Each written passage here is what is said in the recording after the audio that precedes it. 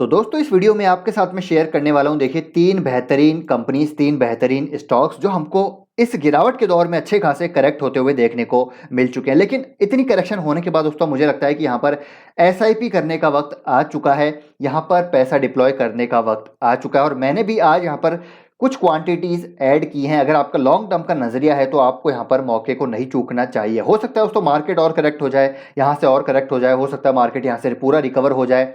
कुछ भी यहाँ पर ग्लोबल क्यूज में पॉजिटिव ट्रिगर, नेगेटिव ट्रिगर्स यहाँ से मार्केट को हमको अपसाइड डाउनसाइड यहाँ पर दिखा सकते हैं। लेकिन अगर हम स्टॉक स्पेसिफिक अप्रोच रखते हैं तो इन तीनों में यहाँ पर मुझे लगता है कि आप जरूर बाइंग कर सकते हैं। अगर आपका यहाँ से लंबे समय का नजरिया है, एटलीस्ट यहाँ पर 3 साल मिनिमम आपका नजरिया है, तो यहाँ से मुझे लगता है कि अपसाइड काफ़ी अच्छी हमको देखने को मिल सकती है। इसके पीछे के रीजन रैशनल्स भी बताऊंगा, एक कुछ लेटेस्ट अपडेट्स भी हैं वो भी आपके साथ शेयर करूंगा। टेक्निकल चार्ट पे क्या बाइंग लेवल है, क्या सपोर्ट लेवल है, और वैल्यूएशन पॉइंट ऑफ व्यू से भी हम यहाँ पर बात करने वाले हैं। तो वीडियो को पूरा जरूर देखिएगा, काफ़ी इंटरेस्टिंग एंड इन्फॉर्मेटिव वीडियो होने वाला है।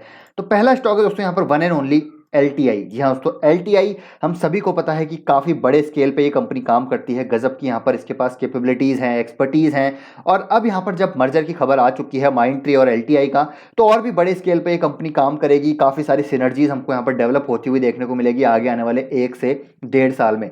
और इसकी जो करेक्शन है वो काफ़ी ऑलरेडी हो चुकी है, तो अभी हम बात करेंगे टेक्निकल चार्ट पे। लेकिन उससे पहले एक बार हम वैल्यूएशन की बात करें तो इंडस्ट्री के पी से अभी भी आपको ये महंगी देखने को मिलेगी, क्योंकि कंपनी के की ग्रोथ की बात करें तो वो काफ़ी एविडेंट है। यहाँ से जो ग्रोथ है हमको दोस्तों डेफिनेटली यहाँ से देखने को मिलने वाली है। डील पाइपलाइन की बात करते हैं, कस्टमर रिटेंशन की बात करते हैं, एक्विजिशन की बात करते हैं, एंड यहाँ पर हम बात करें तो आईटी सेक्टर की पर्टिकुलरली, तो देखिए ये एक डेकेडल स्टोरी रहने वाली है। एक ज़बरदस्त टेलविंड्स है, क्लाउड ट्रांसफॉर्मेशन, डिजिटल ट्रांसफॉर्मेशन, ये भविष्य की थीम रहने वाली है। और उसमें ये कंपनी के पास गजब की एक्सपर्टीज़ हैं, कैपेबिलिटीज़ हैं। चलिए वैल्यूएशन की बात करते हैं तो हम लॉन्ग टर्म मीडियन पी भी देख लेते हैं। जो 10 साल का पी है वो 21 का है, जो 5 साल का पी है मीडियन पी वो यहाँ पर है 23 का। तो अगर हम देखें तो उससे अभी भी काफ़ी ऊपर नजर आ रहा है। हो सकता है यहाँ से दोस्तों ये स्टॉक नीचे आ जाए, लेकिन at this point of time यहाँ पर अब मौका आ चुका है, क्योंकि बॉटम फिशिंग देखिए हम यहाँ पर इतने केपेबल नहीं है कि बॉटम पे किसी भी स्टॉक को पकड़ ले। तो यहाँ से एसआईपी करने का वक्त आ चुका है, और यहाँ से हो सकता है स्टॉक और नीचे आ जाए। अगर यहाँ से 5% और करेक्ट हो गया या यहाँ से 10% और करेक्ट हो गया तो बहुत ही अट्रैक्टिव हो जाएगा। वहाँ पर तो दोस्तों लमसम करने का मुझे लगता है कि मौका आ जाएगा, वो भी मैं आपको बताऊंगा कब होगा। लेकिन यहाँ पर आपको एसआईपी अपनी, अब मेरे ख्याल से जहाँ पर एक स्टॉक आप खरीदते थे, अब आपको यहाँ पर दो स्टॉक खरीदने चाहिए for the long term. Long term की मैं बात कर रहा हूँ, हो सकता है यहाँ से 1 साल हमको प्रेशर में ही देखने को मिले पूरा आईटी इंडेक्स। लेकिन अगर आपका लॉन्ग टर्म का नजरिया है तो यहाँ से अच्छी खासी अब यहाँ पर सीएजीआर वेल्थ हमको बनती हुई देखने को मिल सकती है। तो इस लेवल पे आप बाय करना शुरू कर सकते हैं। अब पहले हम अपडेट्स की बात कर लेते हैं। यहाँ पर क्या अपडेट्स हैं, तो कल की डेट में दोस्तों क्रिसिल ने यहाँ पर रेटिंग दी है एलटीआई को। आप देखिए लॉन्ग टर्म रेटिंग यहाँ पर टॉप रेटिंग दी है क्रिसिल, AAA स्टेबल यहाँ पर रेटिंग मिली है, और शॉर्ट टर्म में A1 प्लस यहाँ पर रेटिंग मिली है। और ये टॉप रेटिंग्स हैं लॉन्ग टर्म शॉर्ट टर्म की बात करें तो। अब इसके पीछे रैशनल क्या है, तो सबसे बड़ा रैशनल यहाँ पर दिया है एलटीआई माइंडट्री का जो मर्जर है। जैसे कि हमने भी बात करी थी कि एक सिनर्जी दोस्तों बहुत ज़बरदस्त क्रिएट होने वाली है, बड़ा स्केल यहाँ पर हो जाएगा। तो इस अमलगमेशन से it will augment the scale of LTI, it will complement its product offerings, diversify the geographies, verticals and customer served, thus enhancing the overall business risk profile. Liquidity यहाँ पर गजब की हो जाएगी।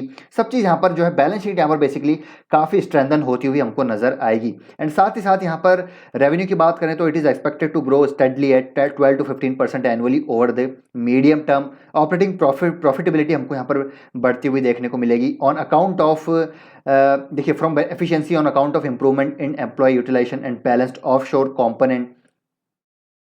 The rating also reflect the strategic focus of the parent L&T. तो parent का जो L&T का जो यहाँ पर पेरेंट है जिसको मिलती है वो एक डेफिनेटली यहाँ पर काफ़ी बेनिफिशियल होगा इस कंपनी के लिए। पास्ट में भी हुआ है, आगे भी हमको होता हुआ डेफिनेटली यहाँ पर देखने को मिलेगा।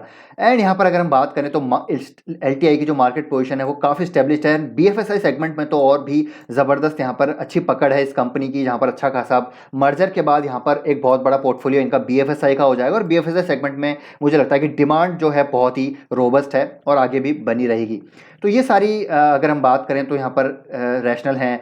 Healthy risk business profile supported by an established market position, deal pipeline बहुत शानदार है, growing faster in digital areas with addition of client dependence on top 5-10, 20 clients has been reducing gradually over the 4-5 years. तो सारी चीज़ें यहाँ पर अच्छी होती हुई नजर आ रही है। अब यहाँ पर एक और अपडेट है दोस्तों, वो मैं आपको देना चाहूँगा। जो आज की अपडेट है वो है, आप देख सकते हैं कि LTI expends it's global partnership with Google cloud. तो गूगल क्लाउड के साथ इन्होंने अपनी पार्टनरशिप को और एक्सपेंड यहाँ पर कर लिया है। उनके लिए बेसिकली ये गूगल जो बेसिकली देखिए यहाँ पर क्या लिखा हुआ है, तो LTI Google Cloud Business Unit will develop state-of-art IP industry-specific solutions and accelerators with a dedicated team of Google Cloud architects addressing transformation needs for clients across the world. LTI will also list its solutions on Google Cloud Marketplace to further cement its strong capabilities on Google Cloud. LTI has launched Canvas Eureka। तो basically यहाँ पर कहने का मतलब ये है कि जो एक्सपर्टीज़ है LTI के पास गूगल क्लाउड प्रोडक्ट्स में, गूगल क्लाउड टेक्नोलॉजीज़ में, और जो एक क्लाउड बेस्ड ट्रांसफॉर्मेशन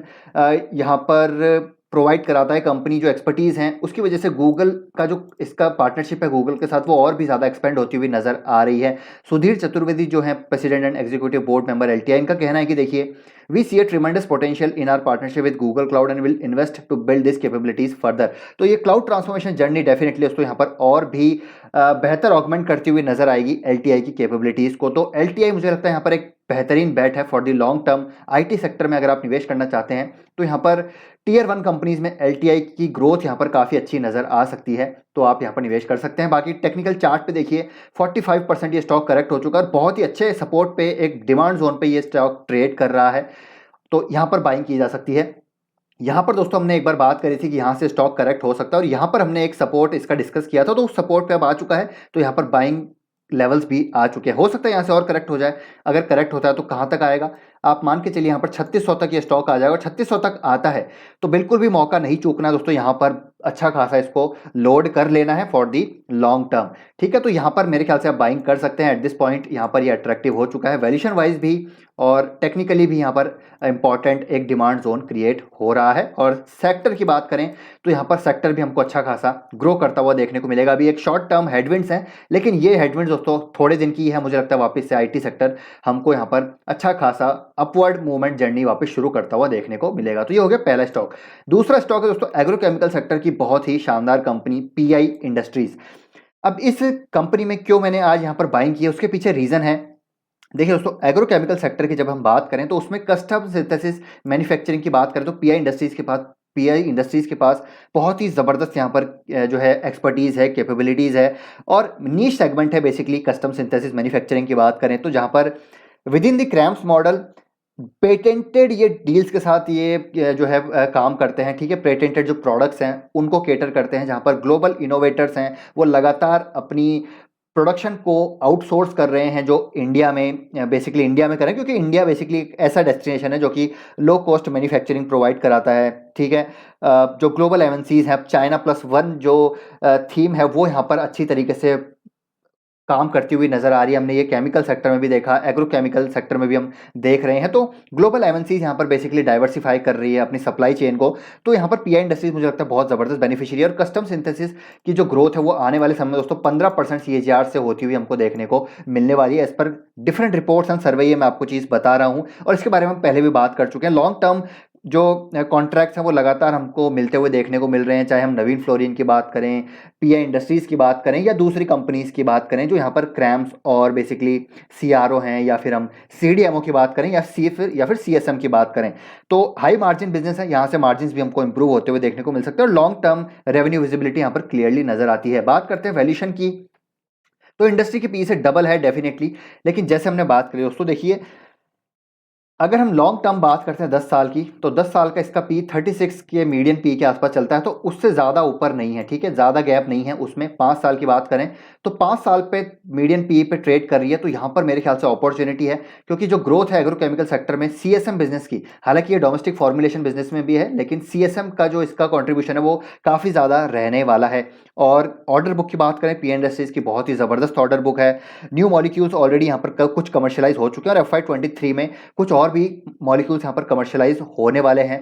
और काफ़ी सारी इंक्वायरीज इनके पास आ रही हैं, और जो इनके पास करीब 1700 करोड़ का जो कैश पड़ा हुआ है उसको भी ये बहुत ही जल्द इन्वेस्ट करेंगे यहाँ पर फार्मा में। दोस्तों ये मुझे लगता है कि इनऑर्गेनिक ग्रोथ यहाँ पर करने वाले हैं। फार्मा कुछ ना कोई फार्मा कंपनी को ये बहुत जल्द एक्वायर करेंगे। अभी क्वार्टरली नंबर्स नहीं आए हैं, लेट्स सी किस प्रकार के नंबर्स आते हैं। तो यहाँ पर मुझे लगता है कि मार्जिन से मेंटेन कर पाएंगे, 22-20% के आसपास मार्जिन से मेंटेन कर पाएंगे। लेट्स सी किस प्रकार के नंबर आते हैं। अगर अच्छे नंबर आए तो मैं यहाँ पर दोस्तों और इसमें ऐड करूंगा, क्योंकि ईपीएस अगर ग्रो हुआ तो यहाँ पर वैल्यूएशन और भी अट्रैक्टिव होते हुए हमको देखने को मिल जाएंगे। टेक्निकल चार्ट पे बात करें तो आप देख सकते हैं दोस्तों काफ़ी अच्छी खासी इसमें करेक्शन हो चुकी है। ऊपरी स्तरों से अगर हम देखें तो ये स्टॉक करेक्ट हो चुका है करीब करीब 30%, और एक बेहतरीन डिमांड जोन पे ये स्टॉक आ चुका है। और यहाँ से अगर फर्दर करेक्शन होती है तो यहाँ पर स्टॉक आ सकता है, फिर आपको मिलेगा ये करीब 21-2200 लेवल के आसपास, और यहाँ पर और भी अच्छे वैल्यूएशन इसके हो जाएंगे। और लॉन्ग टर्म विजिबिलिटी मुझे लगता है काफ़ी अच्छी है, जिस प्रकार की इसके पास प्रोडक्ट जो है पाइपलाइन है, यहाँ पर ऑर्डर बुक है वो काफ़ी अच्छी है पीआई इंडस्ट्रीज की। तो at this point of time current market price पे यहाँ पर बाय किया जा सकता है। थर्ड कंपनी है दोस्तों जुबिलेंट फूड वर्क्स, और इसके बारे में हम कई बार चर्चा कर चुके हैं। क्यूएसआर सेगमेंट मुझे लगता है बहुत तेजी से ग्रो होगा आगे आने वाले समय में। अभी दोस्तों वीकेंड पे मैं गया था, मैं बर्गर किंग गया था, और मैंने उधर बगल में ही यहाँ पर जुबिलेंट फूड वर्क्स भी था। तो मैंने दोस्तों हालांकि मैं बर्गर किंग में गया था, लेकिन मैंने देखा कि जुबिलेंट फूड वर्क्स में जो भीड़ थी वो दोस्तों बिल्कुल मतलब वीकेंड पे बहुत ज़बरदस्त भीड़ थी। और जिस प्रकार टीयर 2 सिटीज़ की अगर हम बात करें, टीयर 3 सिटीज़ की बात करें, तो लगातार यहाँ पर पेनिट्रेशन बढ़ता जा रहा है। जुबिलेंट फूड वर्क्स लगातार यहाँ पर स्टोर ओपन कर रहा है और उन पे अच्छा रिस्पॉन्स मिल रहा है। तो मुझे लगता है आगे आने वाले भविष्य में जैसे ही हमारा कंजम्पशन बढ़ेगा, जब हमारी यहाँ पर डिस्पोजेबल इनकम बढ़ेगी, तो ये कंपनी भी ग्रो करेगी। हालांकि अभी की बात करें तो इन्फ्लेशन काफ़ी है, थोड़ा सा यहाँ पर डिस्क्रिशनरी स्पेंडिंग पे लगाम लगी हुई है, लेकिन हम भविष्य का सोच रहे हैं, आगे आने वाले लंबे समय का सोच रहे हैं। तो जुबिलेंट फूड वर्क्स यहाँ पर एक मोनोपोली है, कॉम्पिटिटिव एडवांटेज है, पिज़्ज़ा में अभी कोई इसकी टक्कर में यहाँ पर है नहीं। और पॉपय की जब मैं बात करता हूँ तो पॉपय यहाँ पर एक नेक्स्ट ग्रोथ ड्राइवर होने वाला है, ऐसा मुझे लगता है। केएफसी एक लौता यहाँ पर है जो फ्राइड चिकन में यहाँ पर जो है डील करता है, और पॉपई ऑलरेडी एक बहुत ज़बरदस्त ब्रांड है और काफ़ी अच्छा रिस्पांस भी इसको मिल रहा है, जैसा कि मैं पढ़ रहा हूँ और यहाँ पर जो है आर्टिकल्स में देखने को मिल रहा है। तो पॉपई को काफ़ी अच्छा रिस्पांस मिल रहा है, तो ये एक नेक्स्ट ग्रोथ ड्राइवर और यहाँ से एक्सपेंशन हमको होते हुए देखने को मिल सकते हैं। पी की बात करते हैं, काफ़ी ज़रूरी है इसका बात करना, तो इंडस्ट्री के पी के आसपास है, ठीक है। चार्ट पे चलते हैं। 10 साल का पी क्या है, 75-76 का है। तो 10 साल का जो मीडियन पी है उसके पास ट्रेड कर रहा है। तो वैल्यूएशन दोस्तों यहाँ पर मुझे लगता है ज़्यादा नहीं है। जुबिलेंट फूड वर्क्स के अपने हिस्टोरिकल एवरेज के आसपास ट्रेड कर रहा है। 5 साल की बात करें तो 5 साल के तो नीचे काफ़ी नीचे आ चुका है। देखिए हो सकता है यहाँ से स्टॉक नीचे आ जाए और यहाँ पर पी हमको सस्ता होता हुआ देखने को मिले, लेकिन आपने भविष्य में भी देखेंगे, पास्ट में भी देखा है कि जब जब स्टॉक अपने मीडियन पी से नीचे आया तो फिर एक अच्छी खासी आपको जंप देखने को मिली है। हमेशा मीडियन पी से नीचे आता है फिर एक अच्छी जंप, फिर हमेशा मीडियन पी से नीचे आता है फिर एक अच्छी जंप। हो सकता है यहाँ से वापस नीचे आ जाए, लेकिन फिर से हमको एक बार ऊपर जाता हुआ स्टॉक देखने को मिलेगा। तो ये एक लेवल है जहाँ पर आप इसको एक्यूमुलेट कर सकते हैं। और क्यूएसआर सेगमेंट की जब हम ग्रोथ की बात करते हैं तो इसमें कोई शक नहीं है कि यहाँ पर हमको ग्रोथ आती हुई देखने को मिलेगी। 47% स्टॉक करेक्ट हो चुका है और बहुत ज़बरदस्त यहाँ पर आप देख सकते हैं कि एक डिमांड जोन था उससे नीचे आ चुका है। तो टेक्निकली बहुत वीक है, लेकिन अगर आपका लॉन्ग टर्म का नजरिया है तो आप एसआईपी कर सकते हैं, क्योंकि फंडामेंटली अभी भी यहाँ पर कंपनी में कोई प्रॉब्लम नहीं है, मैनेजमेंट अभी भी अच्छा है। अब यहाँ पर वेट हम कर रहे हैं कि कौन यहाँ पर नया सीईओ आता है, और जैसे ही दोस्तों नया सीईओ आएगा मुझे लगता है यहाँ पर बहुत तेजी से एक हमको स्टॉक में रैली आती हुई देखने को मिल सकती है। अगर कोई अच्छा बढ़िया सीईओ आ गया तो रैली देखने को मिल सकती है, जैसा कि हमने पास्ट में भी देखा है। जब जब यहाँ पर नए सीईओ की एंट्री होती है तो हमको स्टॉक में तेजी देखने को मिलती है। सिर्फ जुबिलेंट की बात नहीं कर रहा, और भी जो है दूसरे एंटिटी में, ऑर्गेनाइजेशन में, बिजनेस में अगर आप बात कर लें तो यहाँ पर अच्छा मौका है, आप बाय कर सकते हैं। अभी देखिए हेडविंड्स हैं सारे यहाँ पर, मुझे लगता है नेगेटिव्स यहाँ पर फैक्टर्ड इन हो चुके हैं, सारे यहाँ पर प्राइस्ड इन हो चुके हैं। तो जब नेगेटिव माहौल रहता है, जब हम सोचते हैं कि यार अभी बाय नहीं करना है, तो उस समय दोस्तों बाय करने का मौका रहता है, तो आप यहाँ पर बाय कर सकते हैं। बाकी दोस्तों आपकी कन्विक्शन होना भी यहाँ पर काफ़ी ज़रूरी है। और एक और चीज़ मैं आपके साथ शेयर करूँगा जुबिलेंट फूड वर्क्स के रिगार्डिंग। अप्रैल 2022 में अगर आप देखें तो 48 म्यूचुअल फंड्स ने यहाँ पर बाइंग करी है, 35 ने यहाँ पर सेलिंग करी है। तो 48 मतलब ज़्यादातर ने यहाँ पर बाइंग करी है, तो एक ये पॉजिटिव है। और कौन कौन से ये म्यूचुअल फंड है, तो आप देखिए Franklin India, prima growth fund growth, ठीक है, काफ़ी अच्छी यहाँ पर होल्डिंग बनाई है। आईडीएफसी फोकस्ड इक्विटी फंड यहाँ पर होल्डिंग बढ़ाई है अपनी 100% से। DSP focused fund, IDFC large cap fund, Mirae asset, Franklin, Sundaram, JM focus, Nippon flexi, तो काफ़ी अच्छे अच्छे फंड्स ने यहाँ पर अपनी होल्डिंग बढ़ाई है। 48 फंड्स यहाँ पर जो है इन्होंने जुबिलेंट फूड वर्क्स को खरीदा है। और यहाँ पर प्लेजिंग की बात भी हो रही है, यहाँ पर प्लेजिंग भी हमको थोड़ा बहुत बढ़ती हुई देखने को मिली है 1.67, लेकिन ये दोस्तों एक ट्रेंड रहा है जुबिलेंट फूड वर्क्स में। ऐसा नहीं है कि यहाँ पर पहली बार प्लेजिंग हुई है। हो सकता है इन्होंने जो अपनी 49% स्टेक अभी गोल्डन हार्वेस्ट में यहाँ पर एक्वायर कर लिए हैं, जो बचे हुए थे, उसकी वजह से इन्होंने प्लेजिंग करी हो। तो यहाँ पर मेरे ख्याल से कोई यहाँ पर जो है ये मुद्दा नहीं है। अगर हम प्लेजिंग भी देखें तो देखिए मैं आपको दिखाता हूँ यहाँ पर शेयर होल्डिंग पैटर्न में। अगर हम शेयर होल्डिंग देखते हैं तो प्लेजिंग का एक बार मैं आपको पास्ट डेटा दिखाता हूँ। देखिए प्लेजिंग ये है, तो प्लेजिंग देखिए पहले इनकी 2.5% के आसपास रहती थी, फिर कम हुई, फिर एक बार 3% के आसपास भी गई, फिर कम हो गई, फिर लगातार इन्होंने रिड्यूस किया, अब थोड़ी सी बढ़ी है। तो प्लेजिंग का यहाँ पर मुझे लगता है कोई दिक्कत नहीं है। प्लेजिंग से आप घबराइए मत, बहुत ही कम प्लेजिंग है। ऐसा नहीं है कि यहाँ पर 50% प्लेजिंग कर दी। तो ये प्लेजिंग चलती रहती है बिजनेस में। जो है फंड रेज करने के लिए भी प्लेजिंग कर लेते हैं। डेट लेना पसंद नहीं करते कोई कोई कंपनीज, ठीक है। जो है उस पर इंटरेस्ट कॉस्ट काफ़ी लगता है, क्योंकि अभी आप देखिए इंटरेस्ट रेट भी बढ़ चुकी है। तो अपनी होल्डिंग को वो प्लेज करके वहाँ पर फंड रेज कर लेते हैं, तो उसको अब वो डिप्लॉय करते हैं अपने बिजनेस में। तो कोई यहाँ पर दिक्कत की बात नहीं है। तो ये है दोस्तों 3 स्टॉक्स। आई होप यहाँ पर ये वीडियो आपको इन्फॉर्मेटिव लगा होगा। वीडियो पसंद आया तो लाइक कीजिए, शेयर कीजिए, चैनल को सब्सक्राइब कर लीजिए। कोई क्वेश्चन डाउट है जरूर पूछ सकते हैं, कमेंट बॉक्स में जरूर रिप्लाई करूंगा। मिलते हैं नेक्स्ट वीडियो में। Till then take care, bye bye.